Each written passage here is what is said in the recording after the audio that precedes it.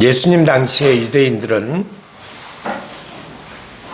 그 세계가 지금처럼 그렇게 광범위하게 교류가 되거나 또는 다른 문화를 쉽게 접할 수 있는 상황은 아니었다 할지라도 그들은 하나님께서 그들을 택하시고 그들을 특별히 선민으로 구별해서 하나님의 백성으로 삼았다라고 하는 자부심, 그것을 가지고 그들은 자신의 다른 민족에 대해서 우월감을 가지고 늘 그들은 살아갔습니다.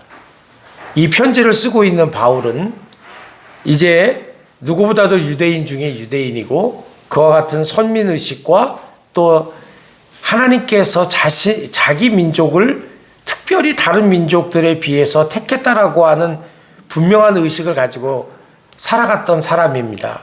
그러나 그가 다메섹에서 부활하신 예수를 만나고 그 예수님께서 유대인들만을 위해서 오시고 죽으신 게 아니라 이 세상에 하나님의 형상으로 만들어진 모든 사람들에게 구원을 베풀기 위해서 이 땅에 오셨고 그리고 그분이 그 모든 구원받을 백성들을 위해서 그 구원받을 하나님의 택하신 백성들을 위해서 십자가에서 죽었다는 사실을 깨닫고 나서 그는 자기가 지금까지 가지고 왔던 모든 세계관과 신앙관이 바뀌게 됩니다.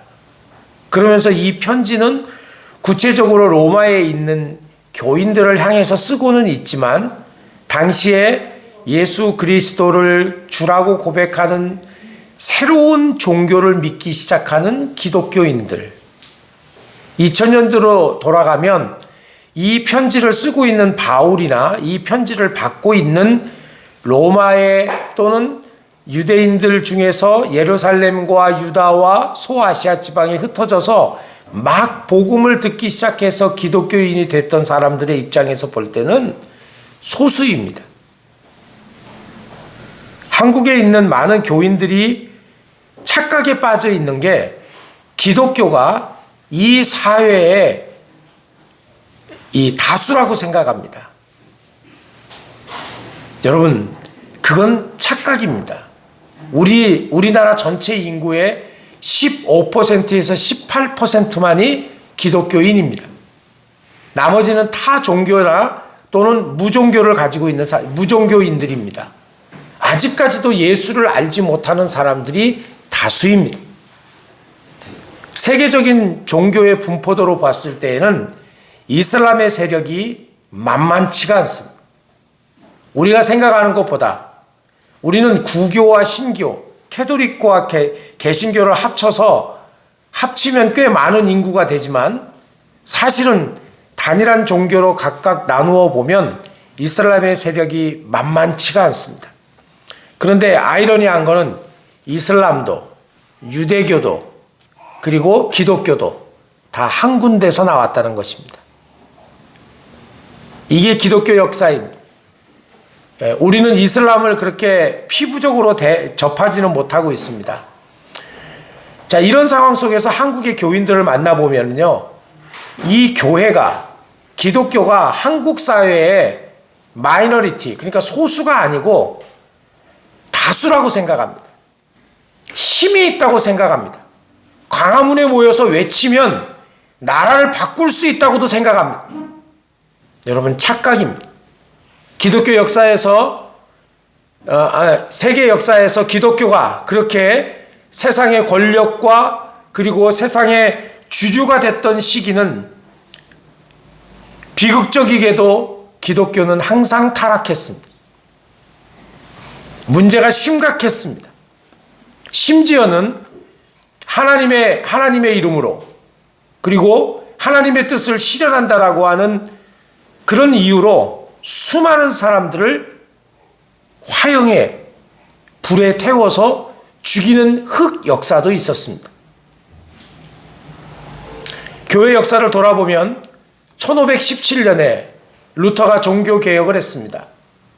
그것은 약간 좀 어폐가 있는 얘기입니다. 루터가 종교개혁을 한 게 아니고 자신이 가르치는 비텐베르크라고 하는 대학교에 대학원생들을 대상으로 우리가 지금 이렇게 우리 지역에 있는 이 교회들이 연옥에 있는 우리의 조상들과 우리의 부모들이 좀 더 빨리 천국을 가게 하기 위해서 대표적인 것은 그겁니다. 헌금을 하게 하고 그 헌금을 걷어들여서 주교들의 배를 채우고 그리고 화려한 주의 성전을 성당을 짓는 이런 그거 이외에도 부패된 것들은 너무나도 많았지만 그런 것들에 대해서 우리 한번 95개 여러 가지 질문들에 대해서 한번 토론해 보자고 질문서를 갖다가 방붙인 겁니다. 그게 시작된 겁니다. 우리는 흔히 이렇게 루터가 1517년 10월 30일 날 자신의 대학교 들어가는 그 문에다가 그것을 붙인 것을 종교개혁이라고 시작하는데 루터는 종교개혁할 생각이 전혀 없었습니다. 처음에. 그냥 잘못된 부분들에 대해서 토론하고 우리가 좀 어떻게 좀 대책을 세워보자는 거예요. 한마디로 말하면. 그렇게 시작되었습니다. 그리고 하나님께서 루터라고 하는 사람, 쭈잉글리라고 하는 사람, 그리고 20년 후에 다시 활동하기 시작한 칼뱅이라고 하는 사람, 이런 위대한 하나님의 사람들, 학자들을 통해서 개신교의 역사를 만들고 지금 우리가 이 신앙의 전통 위에 서 있는 개신교 교회가 세워지게 했습니다. 아무도 예상하지 못했습니다. 그런데 이렇게 1517년 얼마 되지 않아서 이 개혁이라고 하는 것이 시작된 이 얼마 되지 않은 그리고 불과 50년이 지난 이후부터 개신교 역시 교리를 지키고 교회를 지키고 카톨릭으로부터 개신교를 지킨다는 이름으로 전쟁을 하고 사람을 죽이고 똑같은 일을 했습니다. 안타까운 것은 이렇게 반복되는 인간의 역사 속에서 우리 인간들은 자신은 반복하지 않을 거라고 하는 확신 속에 살아가는 이 착각에 빠져 있다는 것이 정말 슬픈 일입니다. 한국의 역사, 한국의 근대사, 현대사를 보면서 독재자들을 비판하고 사리사욕에 차 있는 지도자들을 공격하고 비판하고 국회의원들을 비판하고 정치를 하겠다는 사람을 비판하고 하는데 바울은 지금 오늘 우리들에게 이렇게 묻는 거예요. 유대인들을 향해서 너희들은 선민이라고 이야기를 하면서 헬라인들, 로마에 있는 사람들, 이집트에 살고 있는 사람들, 소아시아 지역에 살고 있는 사람들보다 자신들이 월등하고 하나님의 자녀라고 생각하고 하나님이 우리를 택했다고 생각하는데 한마디로 묻는 거예요. 그러는 너희는 더 낫니? 많은 한국의 교인들이 아직까지도 착각에 빠져서 교회가 다수라고 생각하고 지나가면 교회가 많이 보여서 그런지는 모르겠지만 한국 사회를 움직이는 힘이 있다고 생각을 합니다. 그리고 나는 죽으면 천당 간다고 생각합니다. 하나님이 나를 불렀다고 이야기합니다.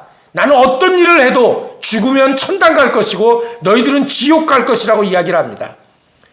그러는 우리들의 마음속에 바울이 이렇게 얘기하는 거예요. 그러는 너희는 낫니?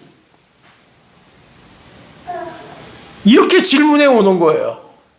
그러면서 뭐라고 얘기를 하면 의인은 없나니 하나도 없으며 깨닫는 자도 없고 하나님을 찾는 자도 없대. 여러분, 이거는 우리에게 하나님께서 이 아침에 우리들의 머리통을 부수는 이야기예요. 한마디로 우리는 하나님을 알고 있다고 생각합니다. 성경을 제법 알고 있다고 생각합니다. 근데 바울이 이렇게 얘기했는데 지금 너희 예배를 드리면서 하나님의 말씀을 깨닫고 있니? 깨닫는 자가 하나도 없다는 거예요. 뭘 깨닫는 걸까요? 우리는 무엇을 들으며 이 자리에 앉아 있는 걸까요? 하나님을 찾는 자도 없대. 아니, 하나님을 찾기 위해서 여기 나온 것 같은데? 그러면서 다 치우쳐 함께 무익하고 선을 행하는 자는 없나니 하나도 없대. 그들의 목구멍은 열린 무덤이라고 그래. 열린 무덤. 그 안에서 악취가 풍겨져 나오는 거예요. 우리는 부패한 세상을 보면서, 부패한 정치인들을 보면서 비판하고, 어떻게 저렇게 윤리의식이 없냐, 어떻게 저런 도덕의식이 없냐, 어떻게 저렇게 국민을 생각하지 않느냐고 이야기합니다.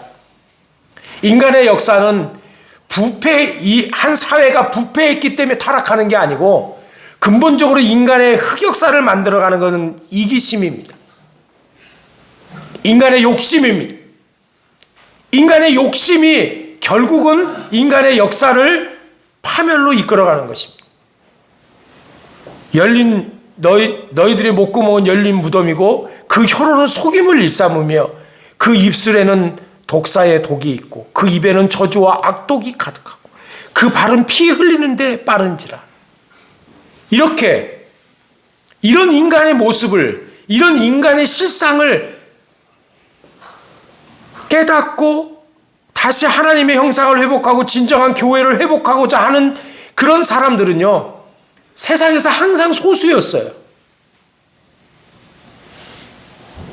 교회 역사를 보면 그렇게 우리는 개신교 전통에 서 있고 루터와 칼뱅의 후예들이라고 이야기를 하면서 개신교가 캐톨릭보다도 더 월등하고 이 사회에, 우리 한국 사회에 막강한 영향력을 미치고 있다고 착각하고 있는 오늘 우리들에게 바울은 이런 도전을 하면서 우리들에게 생각하게 하는 거예요.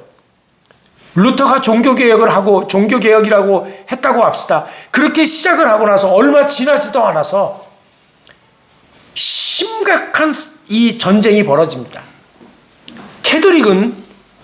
캐톨릭의 그 영향력을 지키기 위해서 집던한 탕자 같은 개신교, 이 잘못된 이 무리들이 점점 많아지니까 불안하고 지키기 위해서 그들이 천년 동안 누려왔던 그런 교회의 영화와 그리고 권력과 힘과 이런 것들을 유지하기 위해서, 그리고 개신교인들은 신앙의 자유와 하나님께서 정말 원하시는 교회를 만들겠다는 이름으로 전쟁을 벌입니다.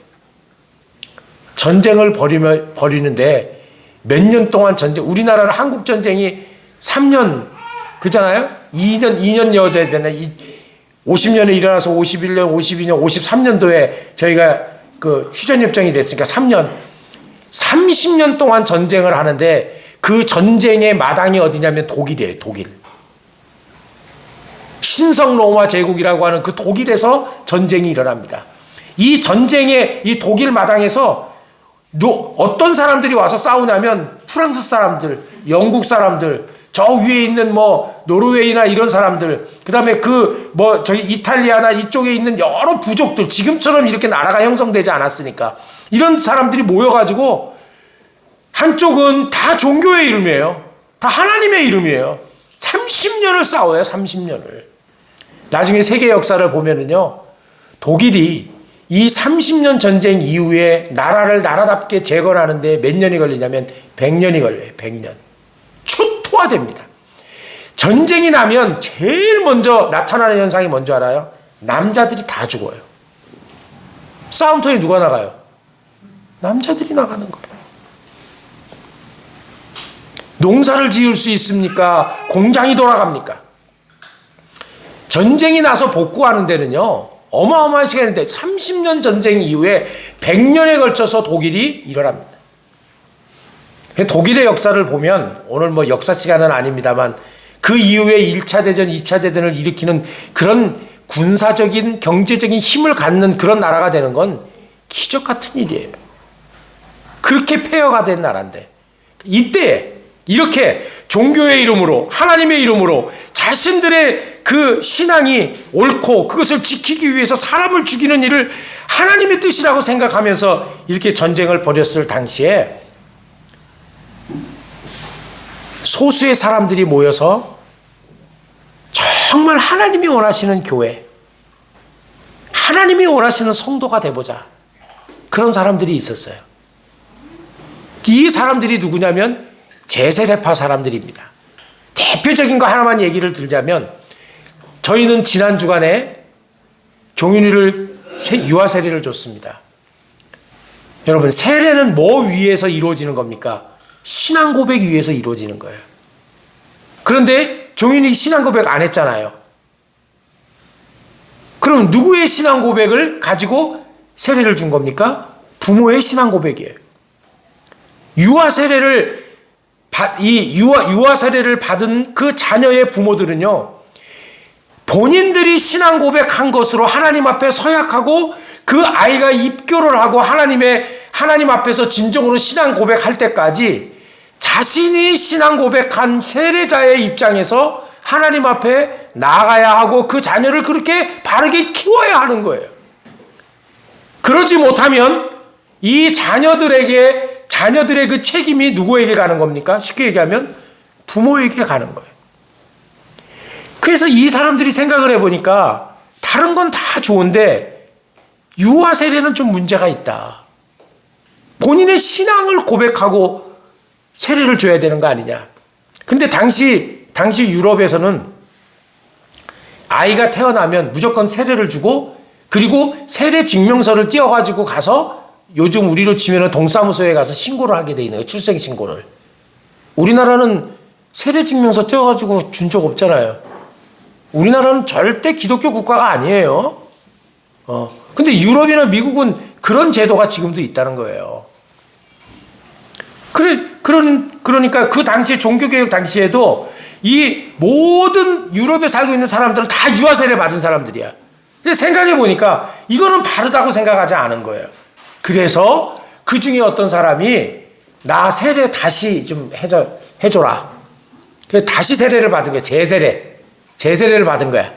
그러니까 개신교 입장에서 봤을 때도 이거는 교리를 어기는 거고, 천주교 입장에서 봤을 때도 이건 교리를 어기는 거잖아요. 그러니까 얘네들은 어떻게 된 거예요? 한마디로 누구한테 양쪽에서 핍박을 받는 거야. 캐톨릭에서도 핍박을 받고 개신교에서도 핍박을 받고, 이런 사람들이 프랑스 북부를 중심으로 해서요 수백만의 사람들이 죽어갑니다.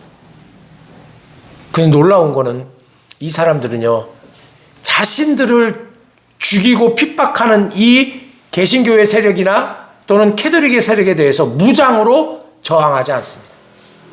철저한 비폭력 무저항으로 맞습니다. 그 당시의 사진 중에 사진이 아니고 그림 중에 이런 게 있습니다. 제사례파 교인을 잡기 위해서 요즘으로 치면 경찰이 체포를 하기 위해서 막 쫓아옵니다. 막 겨울에 쫓아오는데 이 제사례파 교인이 도망갑니다. 얼음 위를 막 도망가는데 쫓아오던 경찰이 얼음이 깨져서 빠져요. 구해주지 않으면 그 얼음물에 빠져서 죽을 수밖에 없는 상황이 됐어요. 자, 어떻게 하시겠습니까?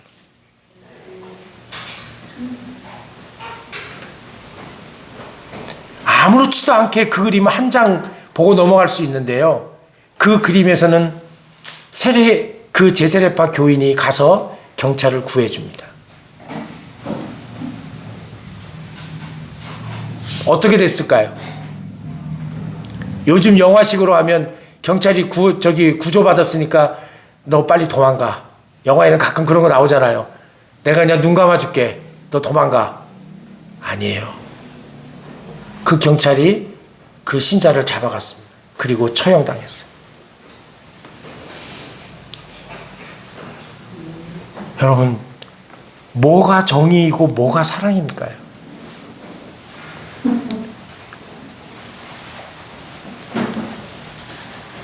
저는 신학을 공부하는 사람들에게 새롭게 교회사를 가르치고 다시 한번 이 교회사를 어떻게 하면 오늘 우리가 살아가는 이 시대의 인문학, 우리가 인문학이라고 하는 건 우리의 사람다움을 개발하는 거잖아요. 사람다움을. 죽은 역사가 아니고 산 역사로, 역사의 교훈 속에서 내일을 다시 사람답게 살아갈 수 있는 그것을 어떻게 할까 준비하고 다시 공부를 하죠. 책을 이만큼씩 쌓아놓고 저도 공부하고 하면서 이 부분을 책을 보면서 심각한 고민에 빠진 거예요. 나는 난가? 나는 그럴 수 있을까? 나를 비판하고 나를 죽이려고 하고 나를 음해하고 나를 힘들게 하는 사람이 어려운 지경에 빠졌으면 나는 어떻게 할까?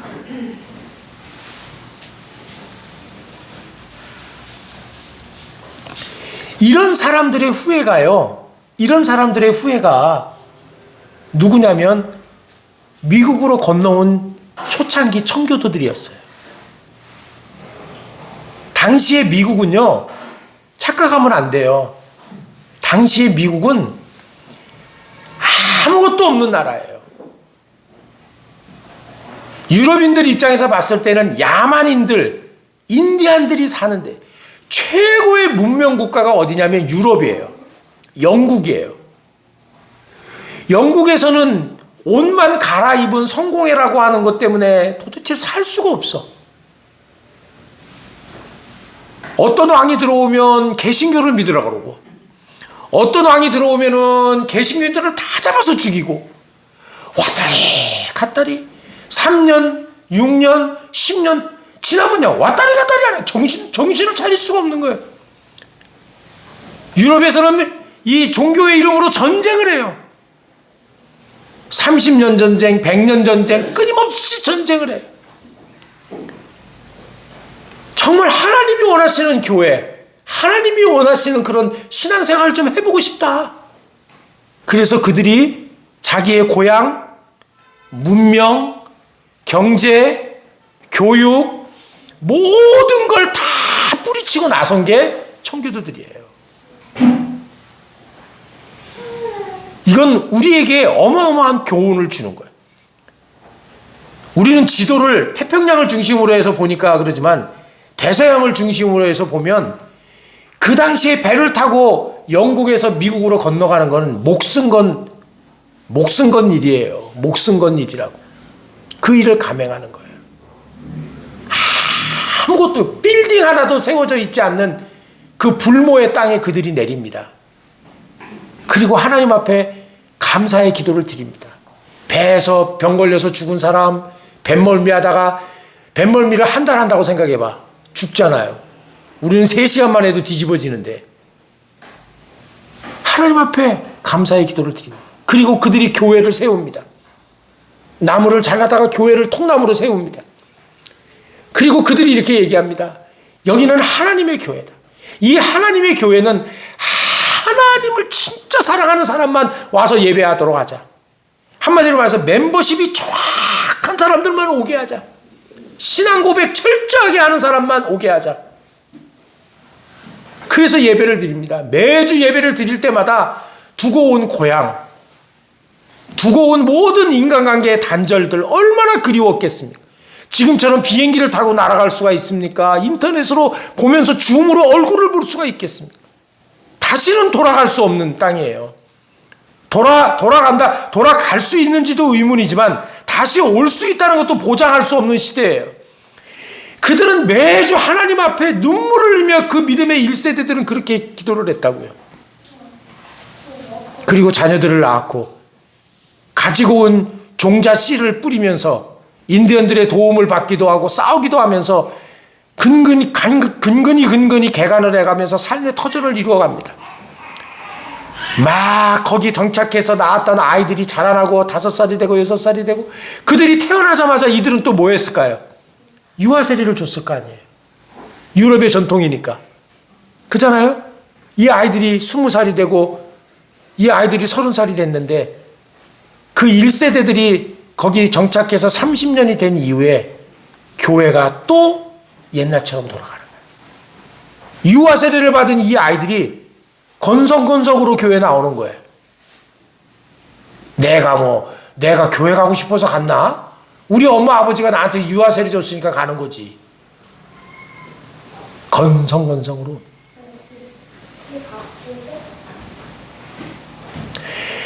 그 이야기를 다 할 수는 없겠지만 제가 이렇게 얘기하는 건 뭐냐면 역사는요 꼭 같은 형태의 그 어떤 사건이 일어나서 반복되는 건 아니지만 인간의 이 이기심과 욕망에 점철되어진 이 부패하고 타락하고 반복되는 역사는 같다는 거예요.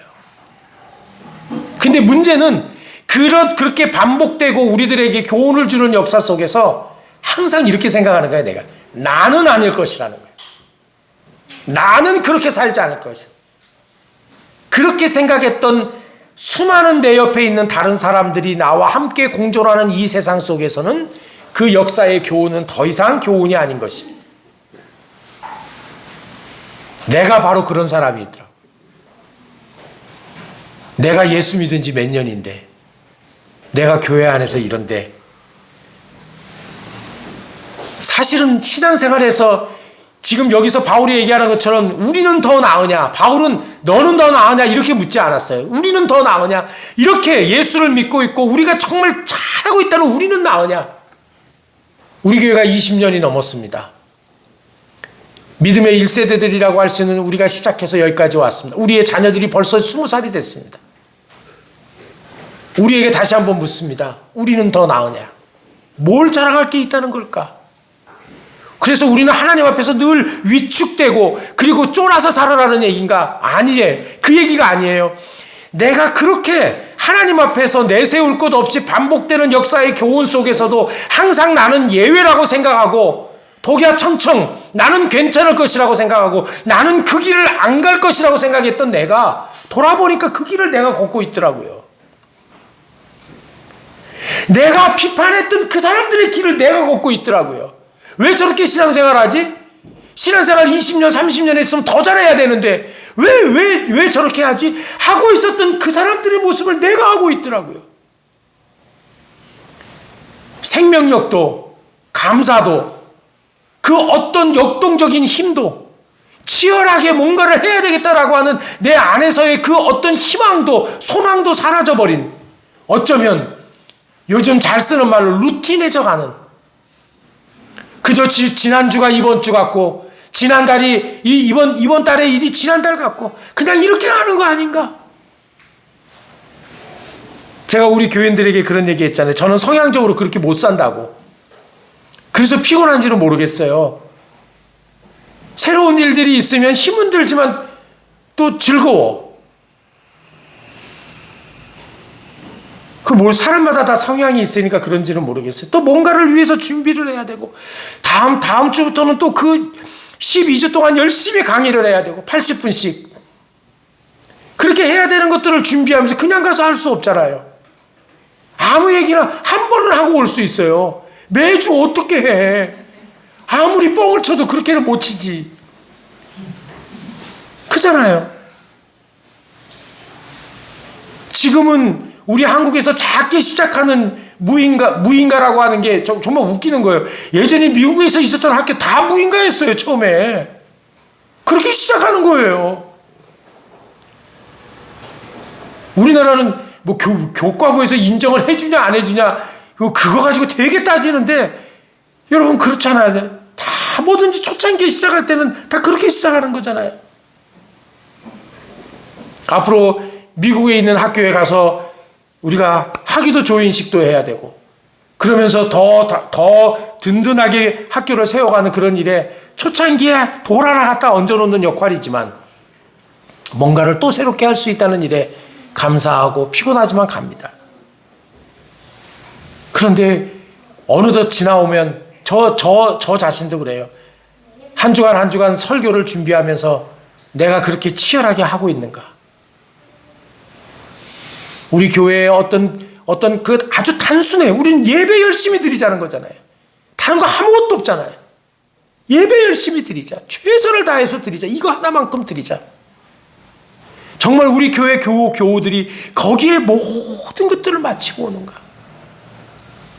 우리가 처음에 그렇게 가슴 아파하면서 한국교회가 이러면 안 되지, 신앙생활 저렇게 하면 안 되지 라고 생각했던 그분들의 내가 비판했던 그 길에서 우리 교회는 얼마나 더 하나님께 가까이 가고 있는가를 생각해 보는 거예요. 나는 하나님께 얼마나 더 가까이 가는 목회자가 됐고, 우리 교회 교원들을 그렇게 내가 인도했는가를 생각해 보는 것입니다.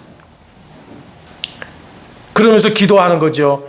코로나 2년이라고 하는 이런 익숙해져 있는 방역 수칙에 물들은 우리가 다시 하나님 앞에서 누구를 비판하는 게 아니고, 하나님 앞에서 우리가 다시 회복되어진 열정으로 하나님의 나라를 사모하고 예배를 사모하고 나에게 주어진 그 신앙의 본질적인 그 첫사랑을 회복해가는 그 루틴하지 않은, 루틴은 결코 좋은 게 아니에요. 우리를 편안하게 할 수는 있겠지만 무엇인가 항상 마치 신앙의 자유를 찾아서 신앙의 자유를 찾는다는 건 이상적인 게 아니에요. 더 좋은, 더 살기 좋은 곳으로 간 거 아니에요. 어마어마하게 말도 안 되는 장소로 떠난 거예요. 죽음을 걸고 목숨을 걸고 대서양을 건넌 거예요. 폭풍우를 치가면서.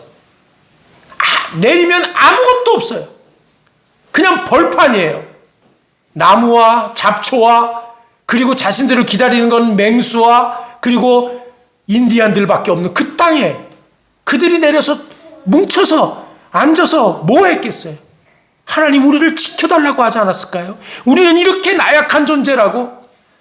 신앙은 어디서 출발하느냐? 내가 얼마나 유한한 존재인가?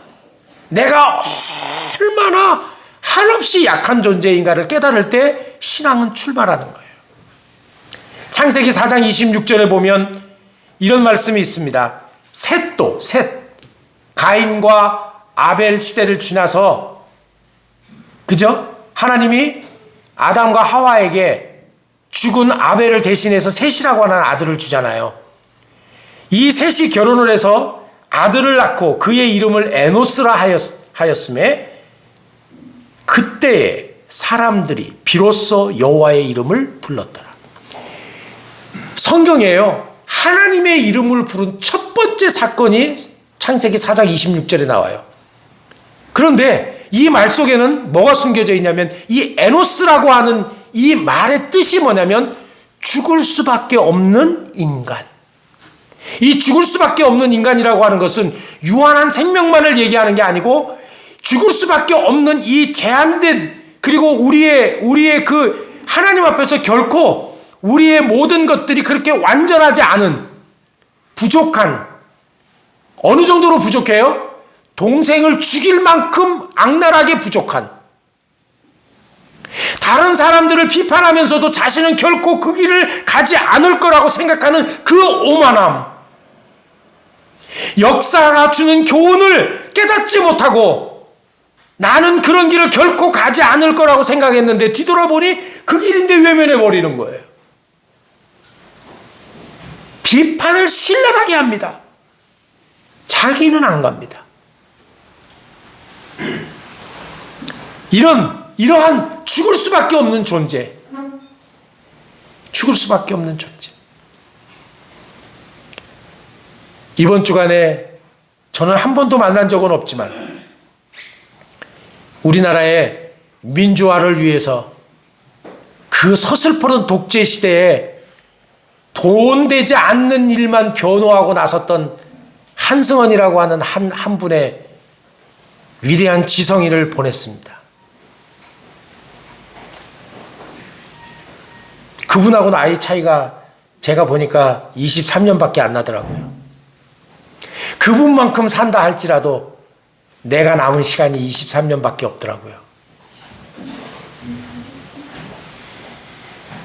그분이 쓴 책도 제가 한 권은 읽었는데 많이는 못 읽고 컬럼은 많이 읽었습니다만 그 곳곳한 시대정신이라는 건 이런 거예요.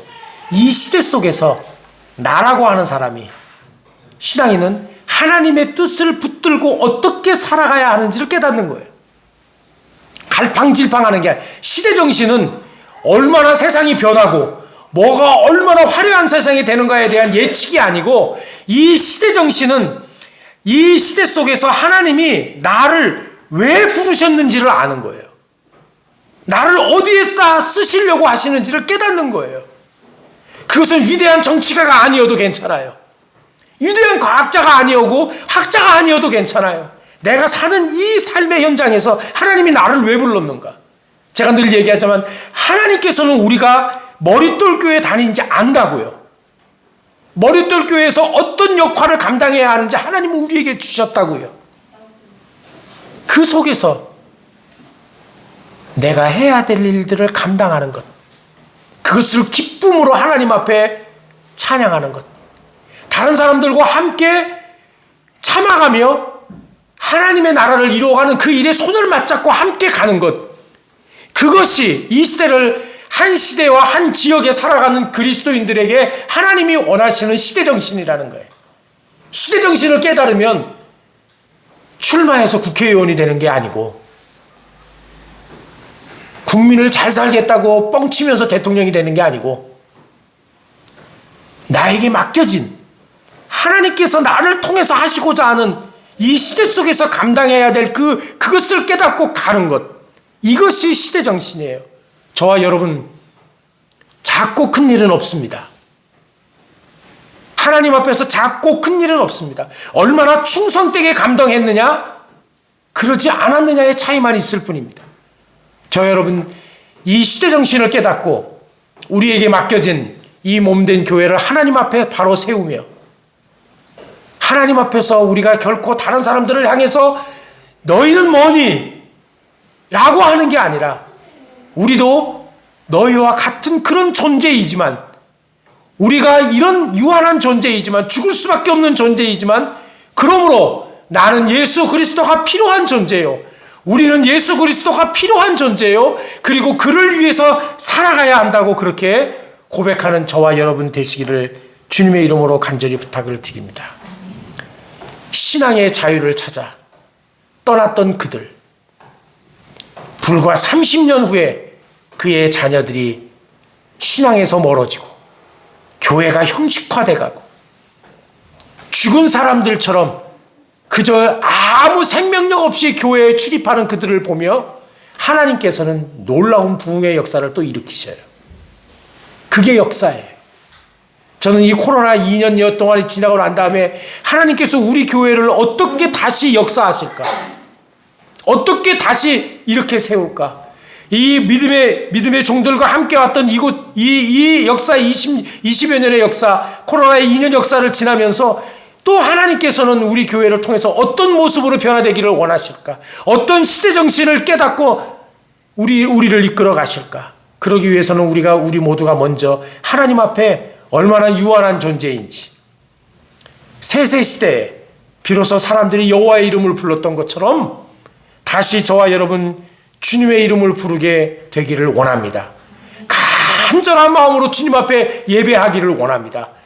우리의 지난 그저 루틴했던 일상의 예배가 아니라 다시 하나님께서 우리를 우리답게 만들고 우리의 연약함과 유한함 속에서도 그것을 주님 앞에 고백하고 내어놓을 때 우리를 유한해서 무한한 존재로, 그 무한한 영원한 존재로, 하나님의 영원한 나라의 하나님의 자녀로 우리를 비전을 갖게 하시고 소망을 갖게 하시면서 죽음이라고 하는 한계는 극복하지 못한다 할지라도 그 한계 속에 갇혀서 불안해하고 포기하고 자폭하는 삶이 아니라 하나님의 나라를 위하여 이 땅에서 우리에게 주어져 있는 시간 동안